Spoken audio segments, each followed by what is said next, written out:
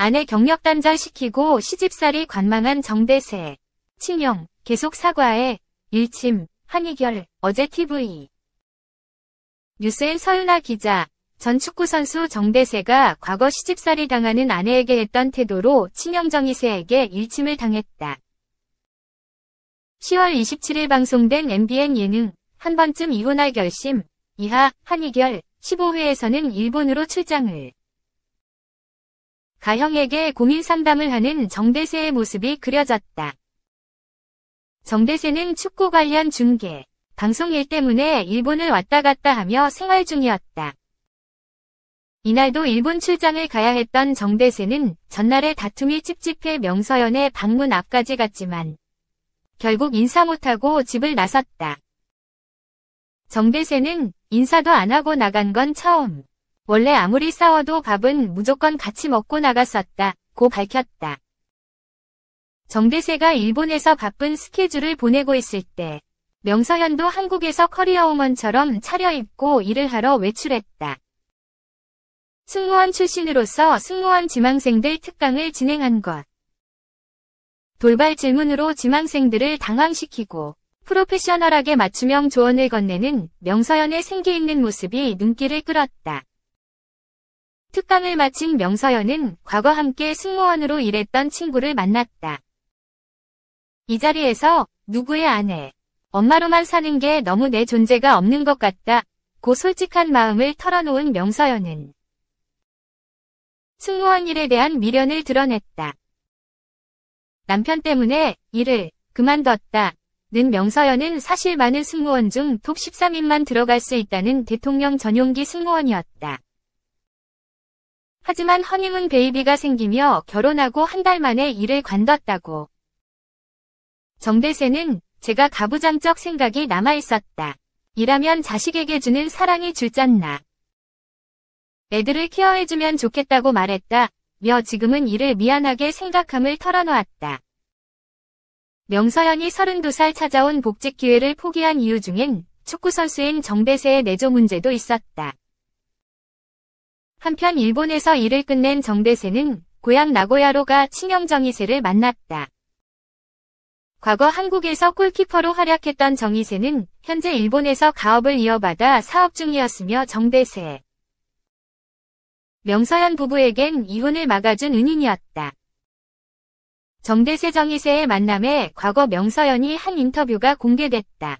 명서현은 둘째, 서암한삭 때 아버님이 돌아가셨다. 제사상 차리는데 어머니가 난 못하니까 네가 다 해야 한다고 했다. 며느리로서 할 도리를 열심히 하면 시어머니께서 인정해 주시겠지. 혼자 완벽하게 차려서 아무 말도 못하게 해야지 하며 새벽 2시 일어나 차렸다. 그때 또 시작하셨다. 전 제사상을 처음 차려봤다. 인터넷으로 공부하면서 차렸는데 욕을 한 바가지 먹었다.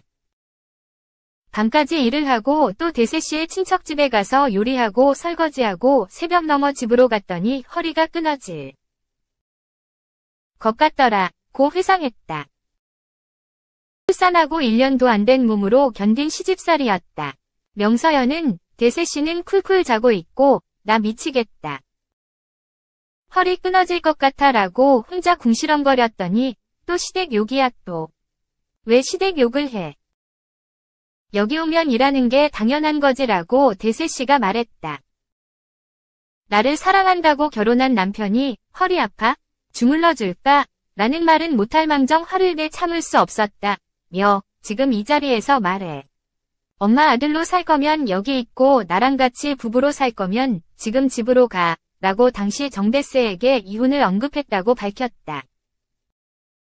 명서현은 그게 아주버님 방에까지 목소리가 들려서 아주버님이 오시더니 저에게 무릎을 꿇고 미안하다고 하셨다. 며 정대세 친형이 무릎을 꿇고 내가 결혼을 안 해서 며느리가 없어서 그 화살이 다 너한테 가는구나. 내 책임이야 미안해. 라고 사과했다고 말했다.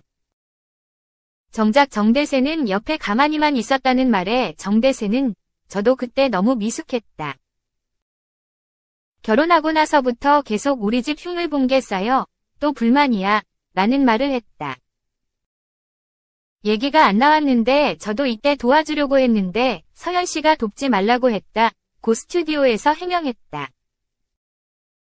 하지만 여성 패널들은 한 목소리로 어머니가 싫어하시니까 라며 명서연의 마음을 이해했고, 정대세는 어머니가 도와주는 걸 보면 또 화를 내니 도와주지 말라고 해서 도와주지 않았는데 도와주려 하긴 했다. 고 재차 강조했다. 이런 정대세에게 부부 갈등 전문가 정신과 전문의 김병우 원장은 형은 이 상황에 대해 잘 알고 있는데 정대세 씨는 잘 모른다. 아내가 힘들어하는 모습을 알아주지 않는 게 집 생활에서도 많이 나온다. 생각보다 부인이 훨씬 힘들었다. 여기 있는 모든 사람들이 볼 때 대세 씨는 되게 사람 좋고 다른 사람에게 잘하고 인간성이 좋은데 유독 니의 판단은 뭔가 벽을 치고 있다. 인간성에 비해 아내의 아픔 알아보는 것이 굉장히 적다. 고 지적했다. 친형도 마찬가지였다. 시댁과 교류하고 지내고 싶어하는 정대세의 마음을 들은 정희세는 어머니와 명서연의 관계가 해결될 거라고 생각하지 말라며 넌 처음부터 서현이의 편으로 집에 오지 않았다. 서현이의 남편으로 오지 않고 자식으로서 집에 왔다. 그냥 집에 편하게 있고 싶다고 생각한 것 아니냐. 지켜주겠다는 자세를 처음부터 안 보여준 거다. 적진에 데려가면서 적진에 데려가는 마음가짐으로 오지 않았다. 넌 그냥 힐링하러 간 거잖나. 넌 집에서 누워만 있었다. 고 정곡을 찔렀다. 이어 난 집에 온다고 했을 때 든 생각이 우리 집 사람들 성격 아는데 온다고 였다. 온다는 것만으로 고맙다고 느꼈다. 와서 인사도 하고 음식도 준비해주고 난 그게 최선을 다한 거라고 생각한다.